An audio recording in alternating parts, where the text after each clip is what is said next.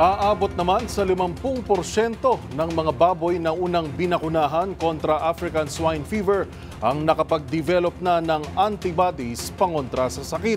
Sa panayam ng DZRH, sinabi ni Agriculture Assistant Secretary Dante Palabrica na bagamat may 6 na namatay, ay masaya pa rin sila sa naging unang resulta ng pagbabakuna.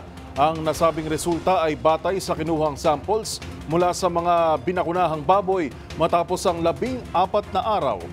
Giit naman ni Assistant Secretary Palabrica, hindi maaaring basta na lamang ipamahagi ang bakuna kontra ASF dahil kailangan itong gamitin base sa itinakda ng Food and Drugs Administration.